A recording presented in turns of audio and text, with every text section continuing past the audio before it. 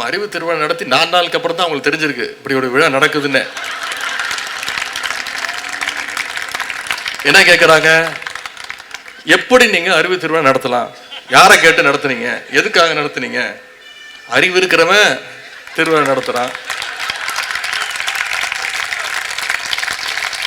அதுவும் அறிவு திருவிழாவில் அவங்கள விமர்சித்து பேசிட்டோன்னு கோபம் வேற. எப்படி போலீஸை பார்த்தா திருடனுக்கு பயம் வருமோ, அதனால அறிவுங்கிற வார்த்தையை கேட்டாலே அவங்களுக்கு அதிர்ச்சி. சுகாதார மேம்பாட்டை பற்றி பேசும்போது கிருமிகளை பற்றி பேசாமல் இருக்க முடியுமா? கிருமிகிட்ட எப்படி நம்ம விலகி நிற்கணுங்கிறதுக்காகத்தான் பேசினாதான் சுகாதார மேம்பாட்டை பற்றி நம்ம தெளிவாக பேச முடியும். அதுபோலத்தான் அறிவு திருவிழாவில் கொள்கைகளை பற்றி பேசும்போது கொள்கையற்ற கும்பலுடைய ஆபத்தை பற்றி இங்கே பேசியவங்க சில பேர் சுட்டி காட்டியிருக்கிறாங்க. இதையெல்லாம் நம்ம பொருட்படுத்த வேண்டிய அவசியம் இல்லை. திராவிட முன்னேற்ற கழகம் என்பதே ஒரு அறிவு இயக்கம். கழகத்தில் பயணிக்கிற ஒவ்வொருவரும் ஒவ்வொரு நாளுமே அறிவு திருநாள். குக்கிராமங்களில் கூட படிப்பகம் நடத்திய இயக்கம் நம்முடைய திராவிட முன்னேற்ற கழகம். சலூன் கடை, டீ கடை, சைக்கிள் ஸ்டாண்டுன்னு சாமானிய மக்களையும் அரசியல் பேச வச்ச இயக்கம் நம்முடைய திராவிட முன்னேற்ற கழகம்.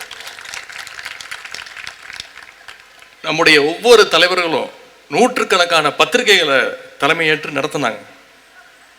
கழக முன்னோடிகள், முன்னாடி இருந்த முன்னோடிகளும் சரி, இப்போ இருக்கக்கூடிய அமைச்சர் பெருமக்களாக இருந்தாலும் சரி, சாதாரண நிர்வாகிகளாக இருந்தாலும் சரி, இன்னைக்கு வரைக்கும் புத்தகங்கள் எழுதிக்கிட்டு இருக்கிறாங்க. நம்முடைய கழகத்துடைய மேடைகள் ஒவ்வொன்றும் கொள்கை வகுப்பறைகள்னு சொன்னால் அது மிகையாகாது.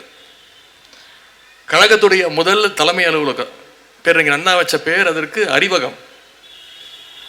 அதன் பிறகு நம்முடைய கலைஞர் கட்சியினுடைய தலைமை நிலையத்தை கட்டினார், அதற்கு அவர் வச்ச பெயர் அண்ணா அறிவாலயம்.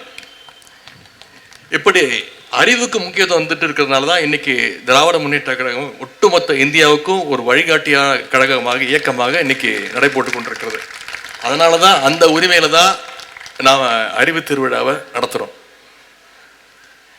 நாம் இப்போ அத்தனை பேருக்கும் வெறுப்படைஞ்ச அத்தனை பேருக்கும் ஒரு சவால் விடுறோம், நீங்களும் நடத்துங்க, நடத்தி காட்டுங்க பார்ப்போம்.